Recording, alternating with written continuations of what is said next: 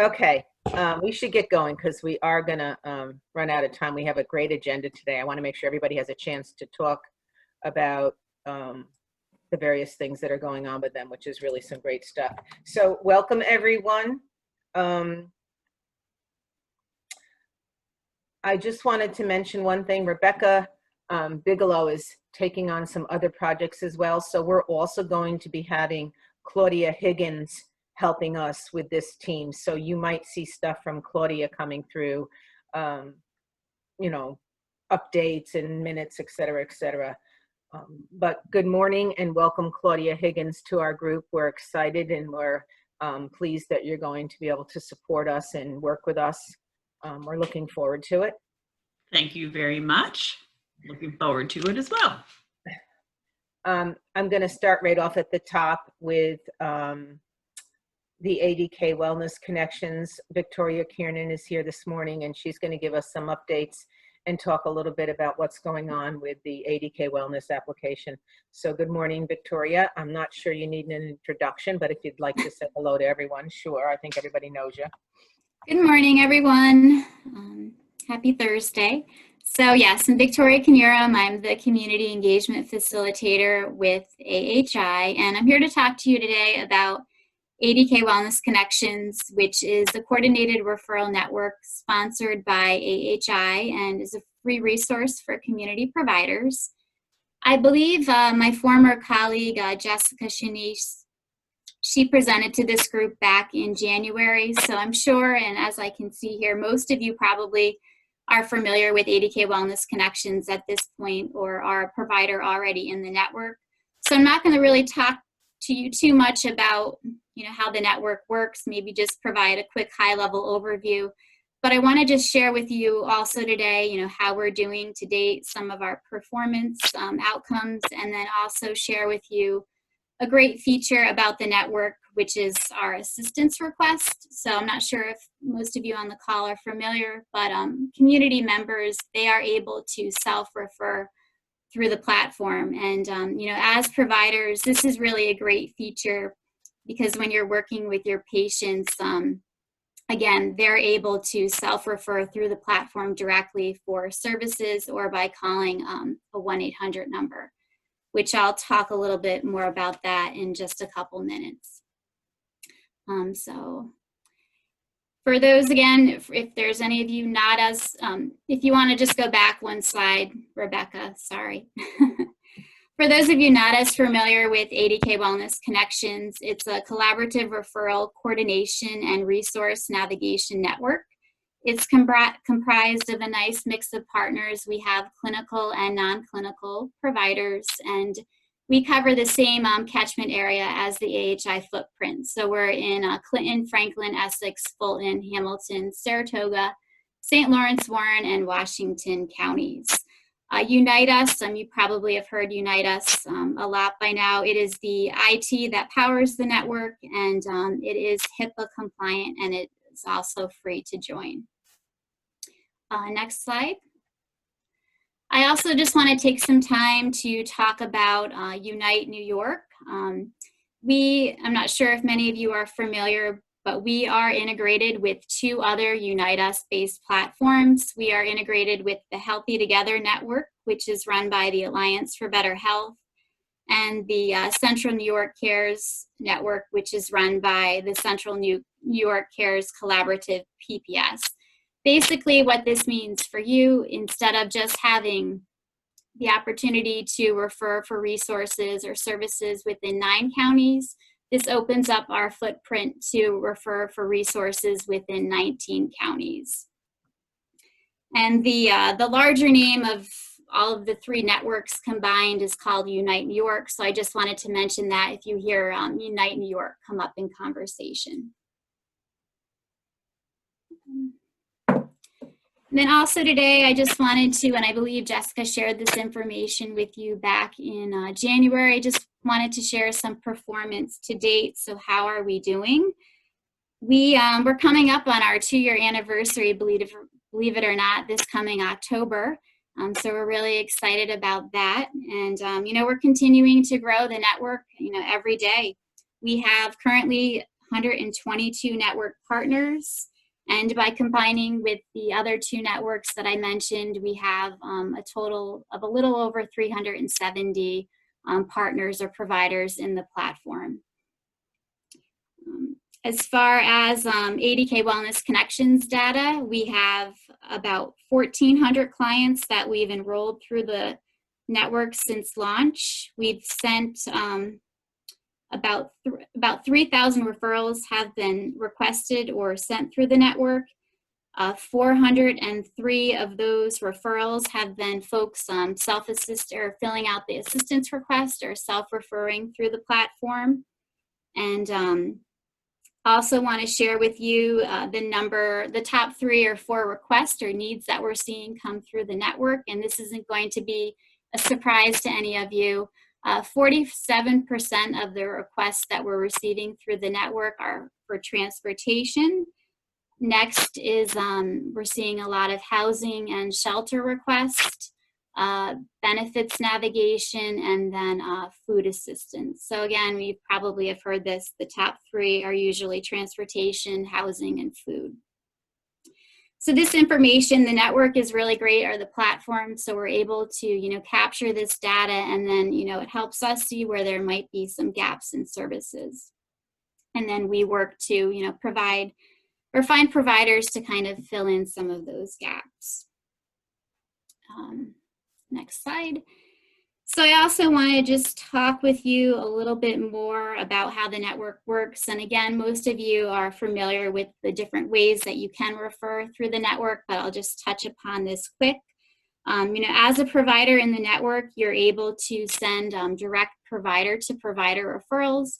So say if you're a doctor's office and you have a good, working relationship with the local food pantry, someone is in need of some food assistance support, as a doctor in the network or provider, you can send that direct provider to provider referral.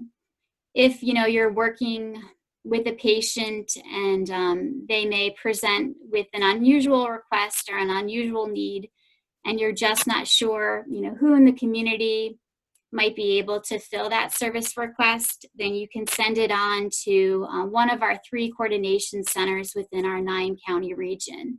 So that's a provider. So as a provider, you can send it on to either the Family Services Association of Glens Falls, and they cover Fulton, Hamilton, Saratoga, Warren, and Washington counties. If you're working with an individual in Clinton, Essex, or Franklin County in need of services, you can send it on to Behavioral Health Services North.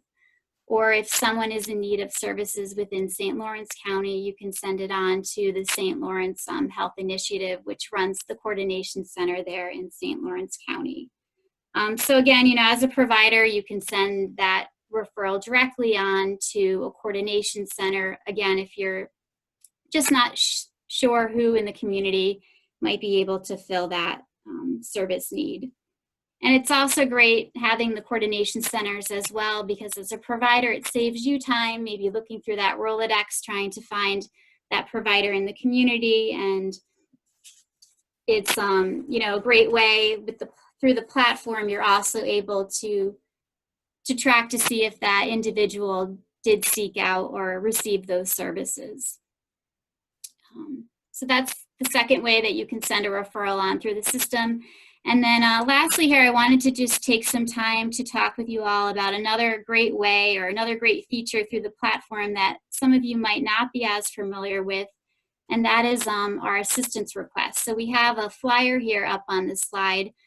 So it's great because community members, they can self-refer through the network as well. So if you're working with a patient and they're presenting with a need and they just prefer to seek out those resources themselves, you can go to our adkwellnessconnections.org website. Community members can click on a link called Get Connected. They can choose the county that they're seeking services. They'll fill out a quick form, they'll give their consent, and then the referral will be sent on to one of the 3 coordination centers that I just mentioned. Or for community members who might not have access to internet or computer, then there's a number that they can call directly as well. It's the 1-833 ADK Well number, and they'll get connected to a staff member at one of those 3 coordination centers, again, wherever they may be seeking those services. So I bring this up, as you're working with community members, just please keep in mind that this is a resource that is available. So even, if you're a provider in the network or you're not a provider in the network, this is a great handout or a flyer that you can give to your patients. And I'd be happy to. We have several here at the office at AHI, so I'd be happy to send you a bunch. I also bring this up too because we've been working with some practices and providers, and they've said that they would be willing to campaign something like this through an EMR to encourage patients to use this resource.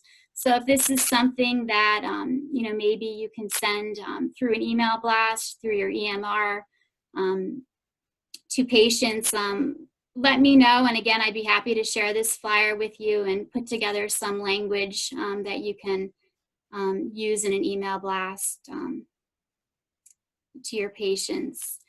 And then lastly here, I think we have a couple slides left. This is another handout that or another flyer that we've put together. It's our Become a Network Partner flyer. So if you are new to the network or new to hearing about ADK Wellness Connections and you're interested in maybe becoming a network partner, this really just kind of walks you through the steps on how you can become a network partner. You can fill out a quick partner interest survey, or you can contact me. My contact information is on the next slide, and I'd be happy to work with you on steps on getting connected through the network. Or if you like what you heard today and you identify other providers that would be a great partner to be in the network, I encourage you to share that flyer and help, spread the word about the network. So I'm not sure if we're going to have, any time here for questions, but, if you have any questions for me, this is my contact information, vknierim@ahihealth.org, or you can also reach out to the ADK Well Connects at ahi.org, and I'd be happy to, answer any questions that you may have. And I know it was kind of a lot of information to throw at you in 10 minutes here, but thank you for your time and attention this morning. That's wonderful. Thank you, Victoria. We do have a few minutes if anyone has questions. Are people hearing? Unmuted? Yep, I'm hearing you, Luann. Oh, okay. So yeah, if anybody has any questions, by all means,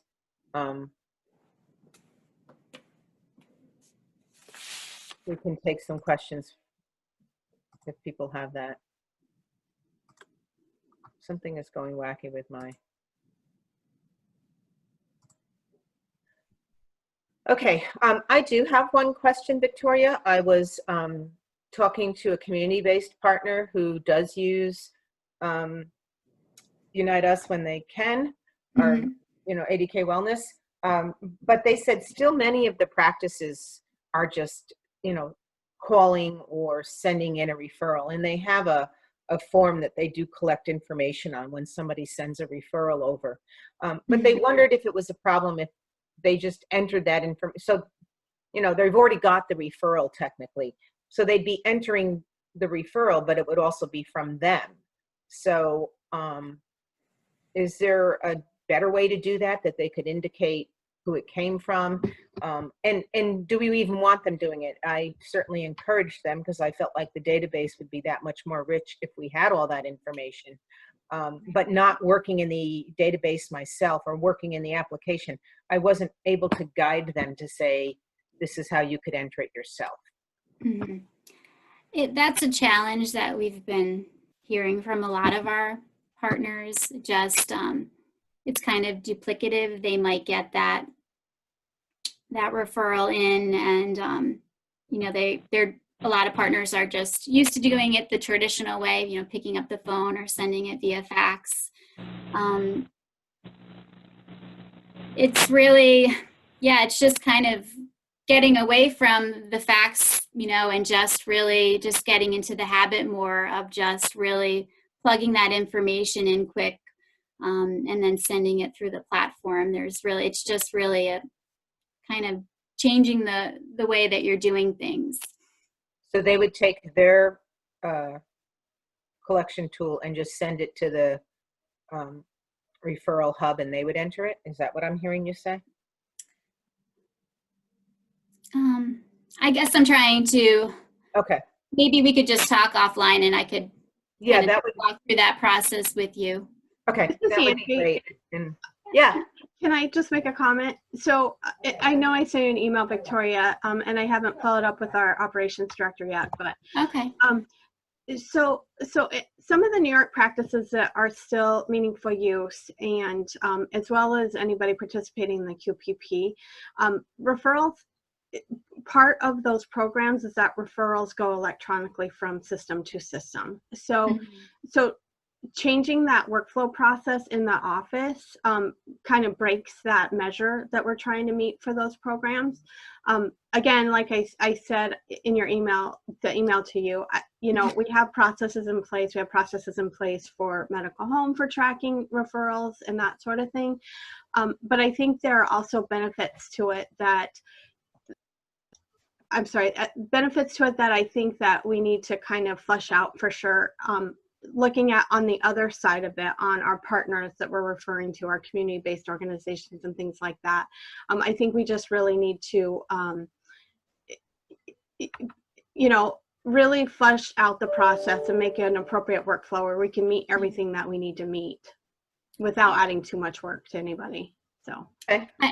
I know that Unitas, they've had discussions on different integrations with EMRs, eClinical Works, I think they have integrated with. So that might be a way to kind of get around that, because we don't want to have, duplicative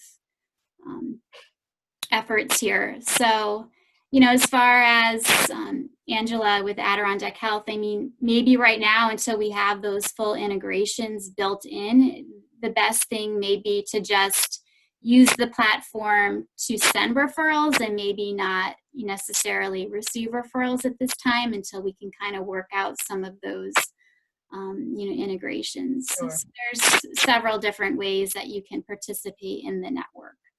And, part of my job and working with Unitas is, we want this to be a system or a platform that's going to work for you. So, we can talk with you more about the different types of workflows and how we can make this, workable system. So we can take a couple takeaways then and make sure we can maybe, collaborate with some partners and see if there isn't a better workflow. Because I've heard the same thing from various partners that it's another step that they just don't have that time, effort, and energy to do. Okay, I'm going to move on. I just wanted to call out to everybody. Please be sure to put your name and your organization in the chat box so we can take attendance that way. And then next up, we have Lisa Tuggle, who's going to be talking about the Prepare tool. And I see on the agenda, I spelt it wrong. It's actually P-A-R-E-D. But nonetheless, I'm going to turn it over to Lisa Tuggle, and she'll talk to us about the tool and what work she's done with that. Good morning. Thank you, Luann, for having me speak about our experience at Adirondack Health. We just started using this tool this summer. It is a social determinants of health assessment tool. And are you able to bring up my slide, Rebecca? There we go. Oh, okay. Thank you. This tool picks up those non-clinical factors that impact a patient's life and the impact the factors have on their health. Prepare stands for Protocol for Responding to and Assessing Patients' Assets, Risks, and Experiences. And what we found, this tool has actually become the most widely used social determinant of health tool in the country. It was born out of a multi-year effort through the collaboration of the National Association of Health Centers, the Association of Asian Pacific Community Health Organizations, and the Oregon Primary Care Association. Together, these groups have formed this Prepare Consortium, and they've got a myriad of resources available to the public's use to be able to implement this and roll it out and use the data. So my quick disclaimer is the vast majority of my slides today are from this collaboration group because they have formed so that, this tool can get rolled out throughout the country and used to impact and affect and improve patient care. So we here at Adirondack Health began the process of our PCMH New York State transformation about a year ago with the help of Jessica and Luann. Thank you. We quickly learned that the PCMH measure CM03, while it requires you to risk stratify, we were only risk stratifying a portion of our population when we started working on this. And we learned that we actually have to stratify the entire patient panel and care plan to direct those resources appropriately. So we trialed a risk strat process, excuse me, through our care coordination team.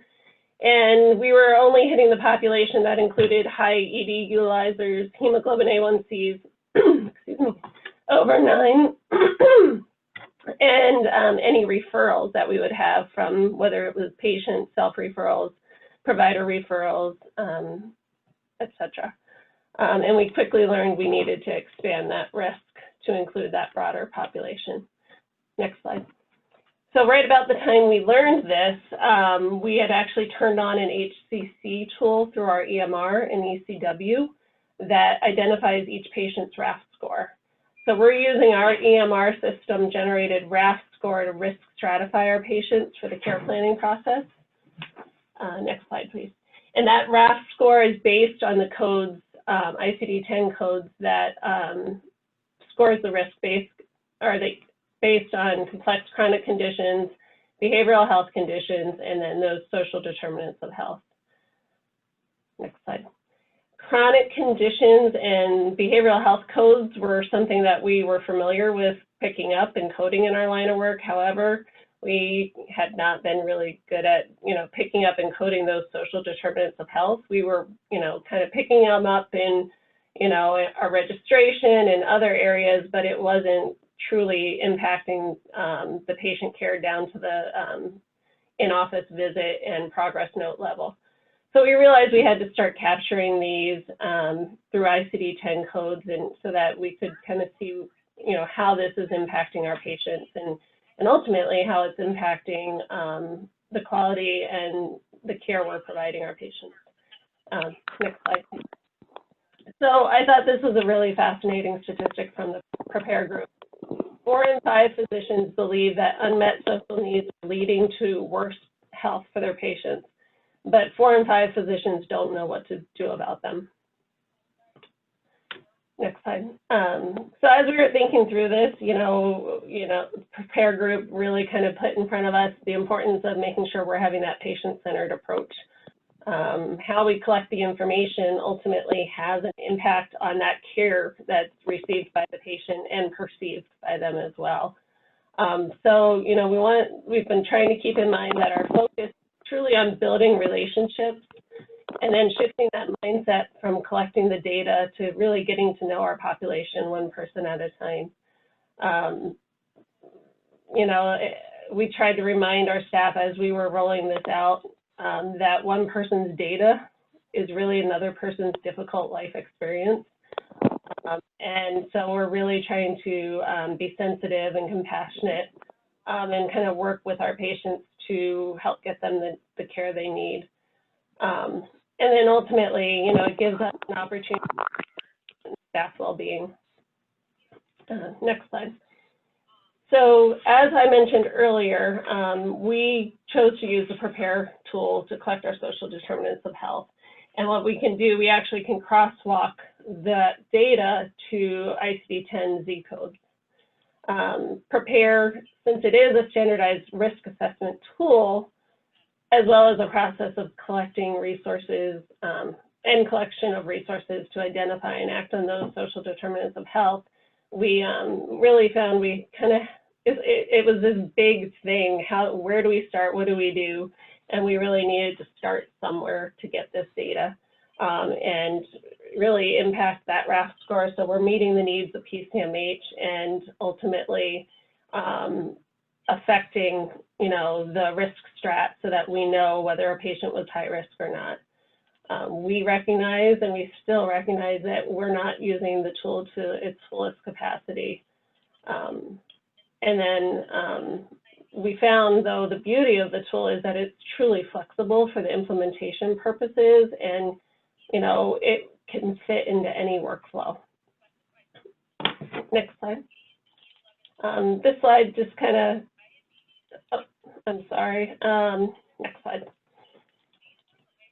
Okay, thank you. This slide shows just kind of how this data is useful at all levels, from the individual level, to empower them to improve their health and well-being, to the care team, enabling us to better manage our population needs, to the organizational level, designing care teams and helping us understand what we need to build to help our patients in the community, all the way up to policy level. So what questions are there? So we asked 8 core questions that include everything from money and resources, including housing situation, their education level, work situation, access to resources like food, clothing, utilities. And then it also covers the social and emotional health with questions that surround stress levels and social isolation. And then there are 5 optional questions in our assessment that we're using that cover incarceration, country of origin, safety, and refugee status.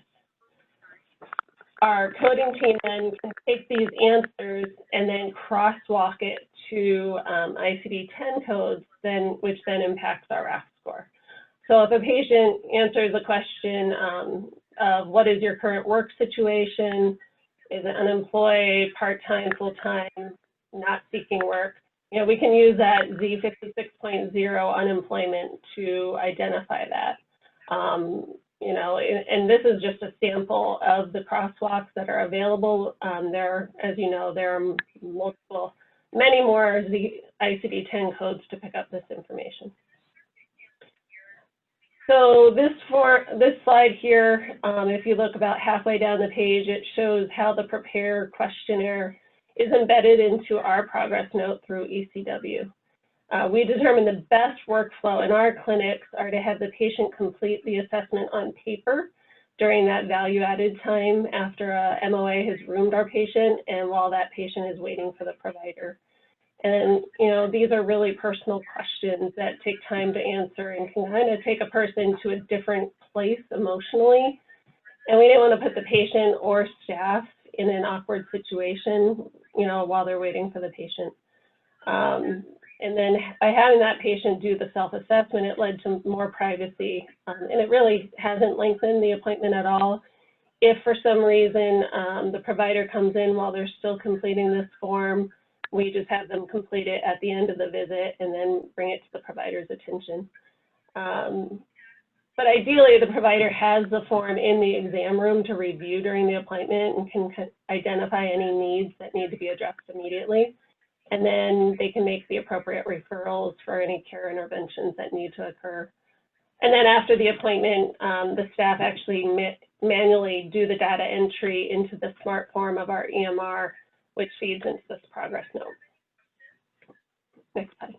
So the Prepare group actually has EHR templates available, and this is actually just a small number. This is about a year old, and they were working on Athena, Allscripts, and Meditech, and I believe they actually have more available. So it's really platform friendly and able to work into almost all EMRs. Next slide. So, and the beauty of this this group is, they have all these resources available to support that implementation. They have an implementation and action toolkit. They have these templates available, readiness assessments. They have multiple webinars to help you And then they've got over 10 translations of this tool, so that, you know, everybody can be able to understand it, and we're not trying to reinvent the wheel and figure it out on our own so that our patients can read it. I think this slide is really beneficial as we, you know, think about rolling this out to our various organizations, because it really kind of helps us bring this to the table of staff and leadership and help them understand that, you know, by us understanding our patients' needs, we can provide the best possible care to our patients. It helps add value to other things we're doing already, meeting that quadruple aim and informing delivery system transformation. And it helps us get the data we need to inform decisions and payment methodologies. So they've done all the work for us. We just, you know, they're really there to help us roll it out.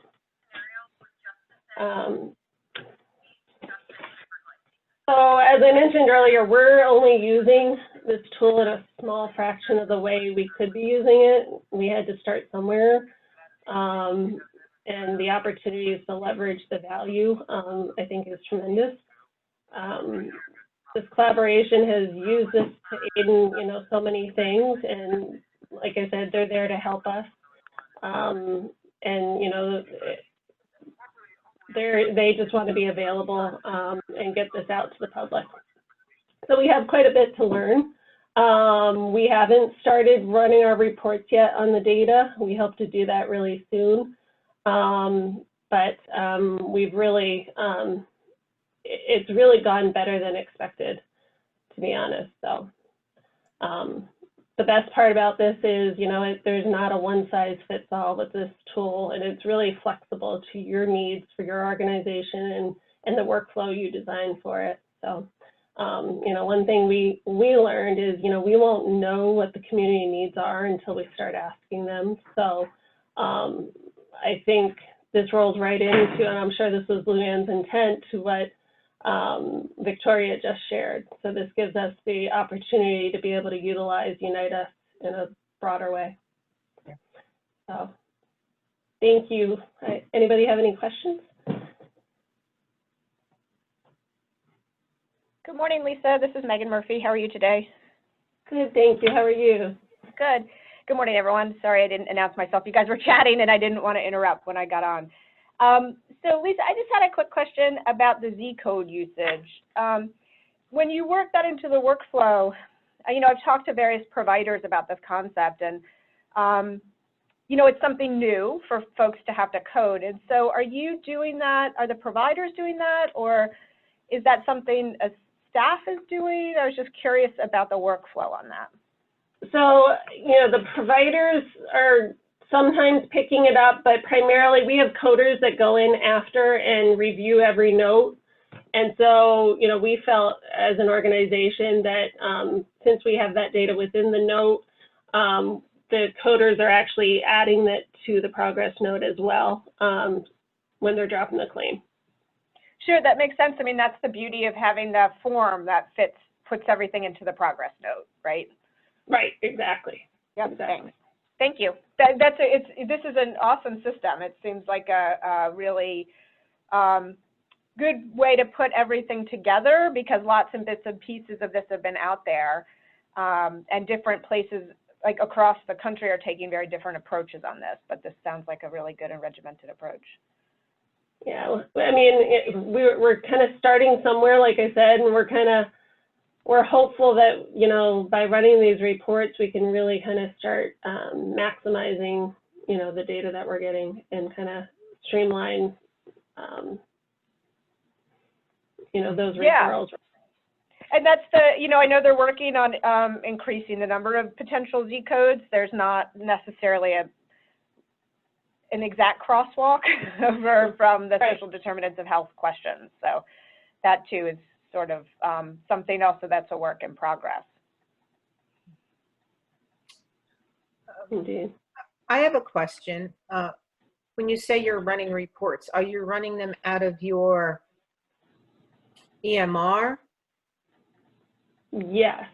Okay. So since this is a smart form, we're working with ECW and trying to determine, okay, can we run this out of our EBO reporting center Right. through ECW? Yeah. And it's data, so. And that'll just, again, help with your reporting process.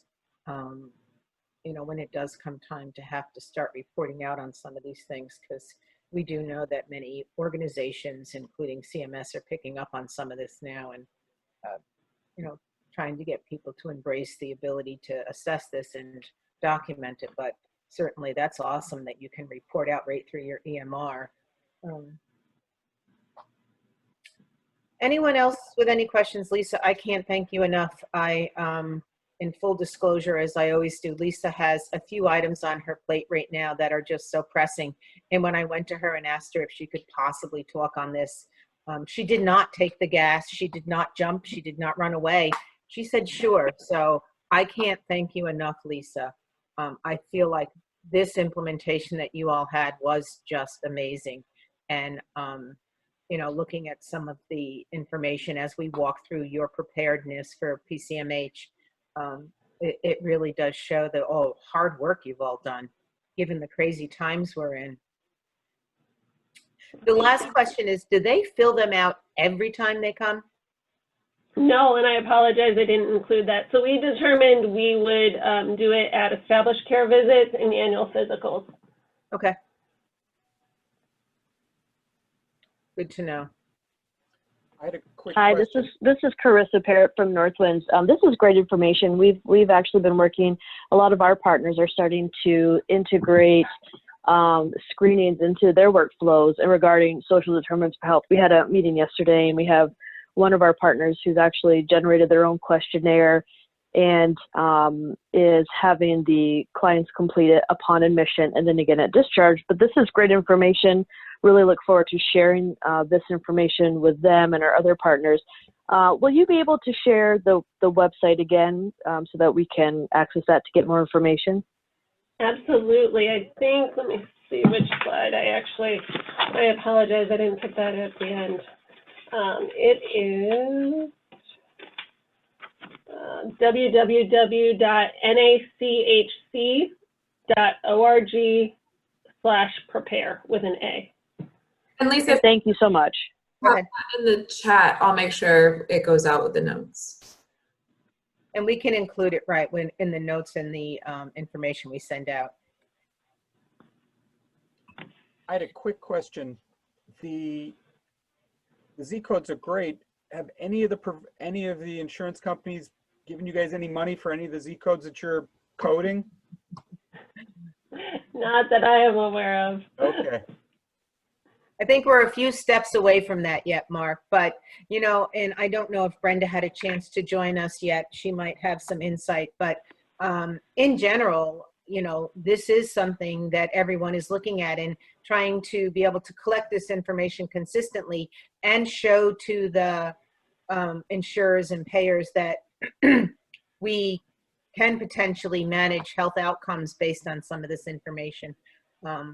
I think we're a little ways off yet before they're starting to pay, but again, I'm not 100% sure, and we can certainly punt that back to Brenda and see if she has any insight. Well, this is Megan, Luann, and actually in fact, most payers are not paying based on these Z codes across the country. It's still very unevenly used, and so there's not really enough information yet. Thank you, Megan. Okay.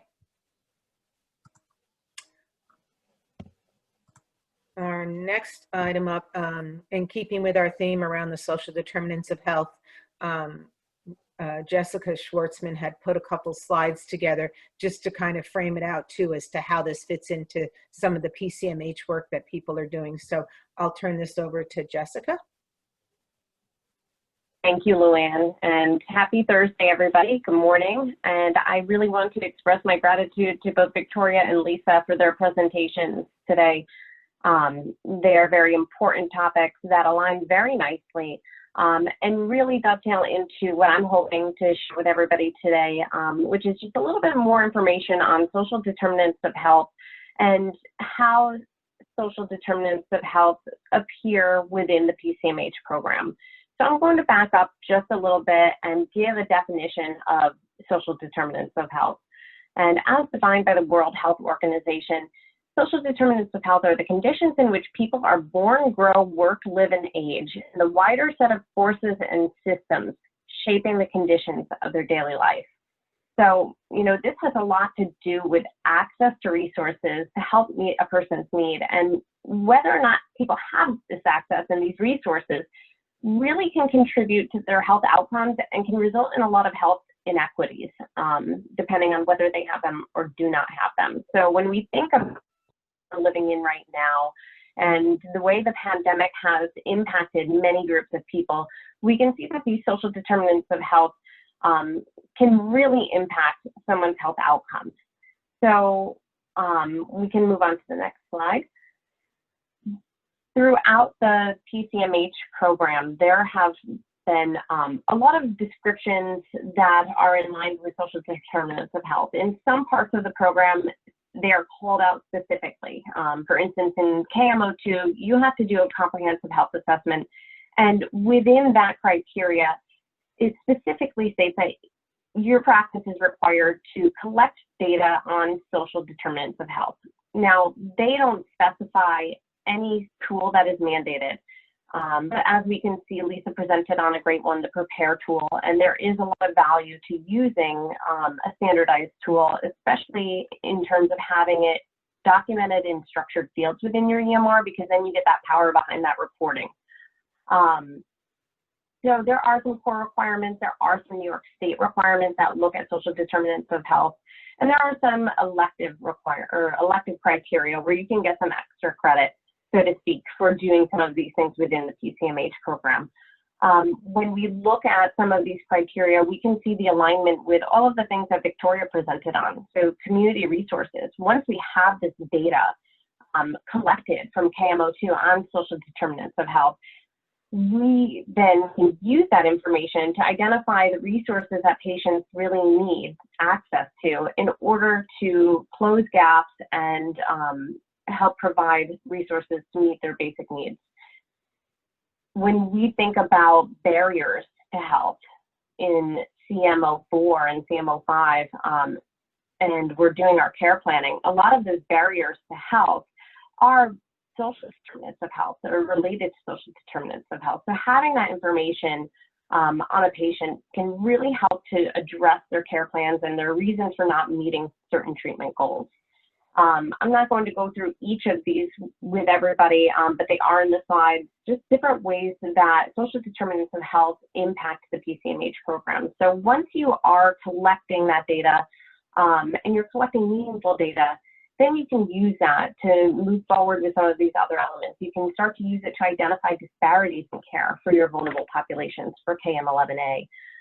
You can really use it to assess the usefulness of community resources and try to impact patient outcomes from a place that is related to social determinants of health. So again, if you have any specific questions on how you can start to use some of this data that you're collecting, how you can better collect the data, and how you can apply it to meet certain criteria in PCMH and do it in a meaningful way that impacts your patient population, feel free to reach out.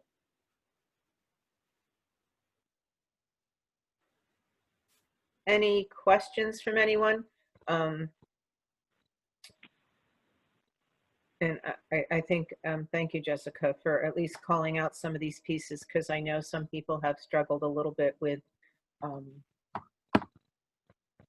trying to meet the needs of some of the requirements with PCMH, and the crosswalk is really helpful. I just wanted, I'm sorry, go ahead.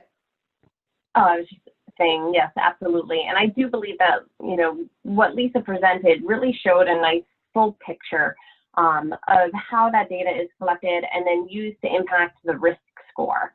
And I know that the ZCodes may not have reimbursement tied to them yet, but for the purposes of Adirondack Health, having those ZCodes in there actually are the trigger for including social determinant of health data into that risk score so that CMO3 can be complete and have those 3 required criteria: chronic conditions, behavioral health conditions, and social determinants of health for that HCC RAS score. So it was a really nice way to collect the data, have meaningful data, and have a way to report on it and use it to meet the PCMH criteria. The next slide I present on behalf, any other questions or comments from anyone? Okay. The next slide I present on behalf of Kelly Owens.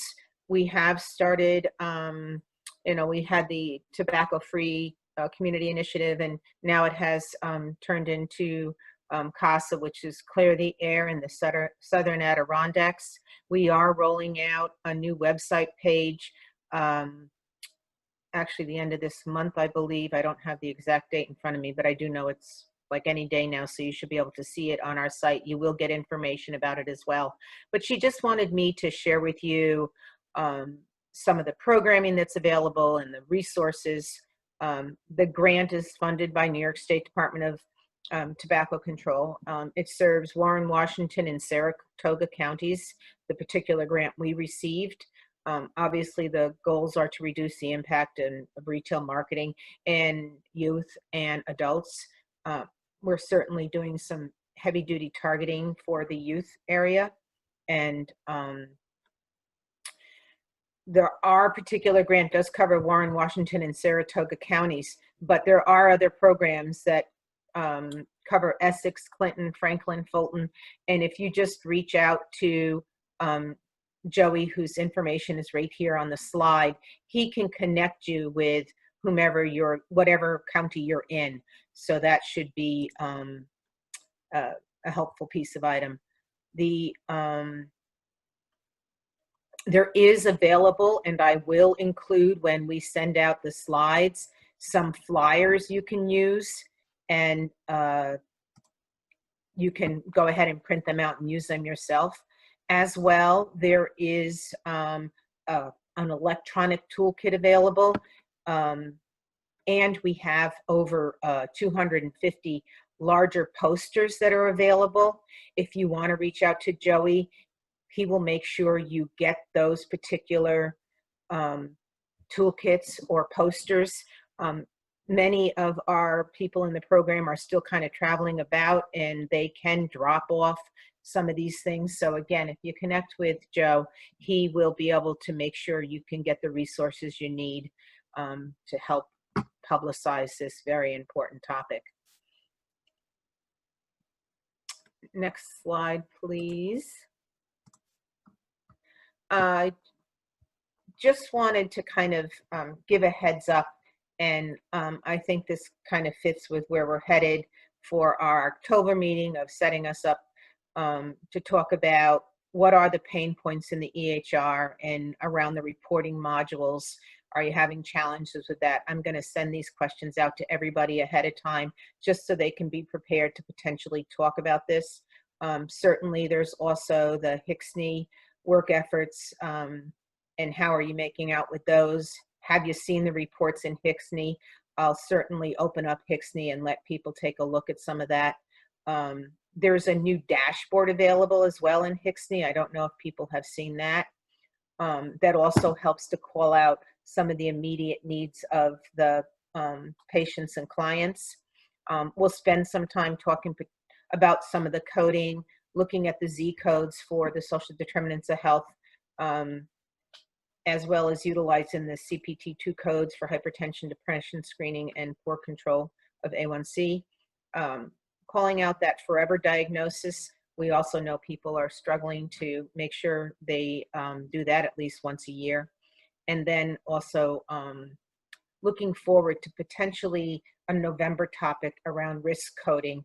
I think one of the things that Lisa presented that was really, an eye-opener is that the Prepare tool then helps to also feed into their risk scoring and their disparities. So having that one tool really up to the game with their ability to further risk stratify their population and understand where their needs are. And then even again for the coding, and again, perhaps they're not paying today, but it does call out that people are in need of those. And so for even the payers, eventually, hopefully they'll catch on and start to consider some of those when they're talking about risk scores and paying and putting those individuals into a different level of risk scoring of a risk at-risk assessments. So we're going to look to October to some of these topics here, and we'll bring some items together. If anybody has information that they would like to share about this and could report out on what they're doing on these types of topics, workflows that they found successful, even if you have some workflows that you're struggling with that might be worth trying to talk to the group about, that others might have ideas about. We welcome anyone that is got the time and energy to present and to let us know how we can help you to be successful, to be able to present. I know everyone is working so very hard, but I also know a lot of you have some very great workflows that if we could share them, it might help others that might be struggling with any one of these topics. Any comments? Okay. And last but not least, I always give a plug about the PCMH and the tracker grid. We are sending out on the 1st of the month, just a friendly reminder, how you making out with your tracker grid? Do you need any help?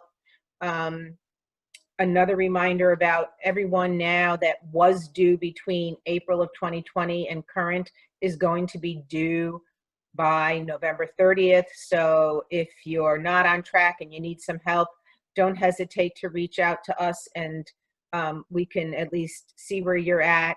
I think the tracker tool has been helpful as we've continued to talk to some organizations that once they sat down and really kind of filled it in, they did discover that it was a little bit easier and not quite as overwhelming. Especially, I think, to those practices that went through PCMH the first time last year and now are having to do annual review. Annual review is a little bit different, so some organizations are not quite up to what exactly do I have to do and what are those things I have to pull reports on versus assuring I'm still meeting the needs of some of those other areas that I don't directly have to report on. As always, just contact myself, send me an email, and also Jessica Schwartzman is available to assist, as well as I know you have Brenda Stiles if you need something. And Brenda and I speak regularly, so we try to figure out how to make sure we can support the practices in the region. Just some additional resources. I just wanted to remind people these sessions are recorded, so you can listen to the recordings. We do put them up. We try to get them up within a month from the time of the recording of the session. We've certainly got our process down a little bit more efficiently, so we're probably within that 2-week time frame after the meeting. And then the other thing we're doing now too is making sure that our slides are available up on the website. You will see some changes on the website. We're trying to update it and make it a little more user-friendly and making sure we're putting information out there that will be helpful. We still have the COVID newsletter coming out from AHI. It is on Mondays only now, but certainly that's another piece of information. As well, we do have the updated spreadsheet for all the waivers that are available, and we continue to update that twice a week. And then, of course, the ACO has their newsletter that comes out once a month, and another helpful resource, as well as the ACO website. We are at the top of the hour. I did not, unfortunately, get to any open items. Is there anything specific people wanted to raise, questions, comments?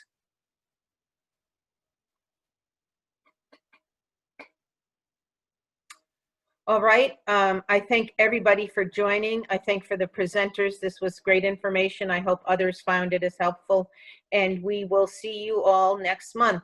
Please stay safe and well, and have a great day, everyone.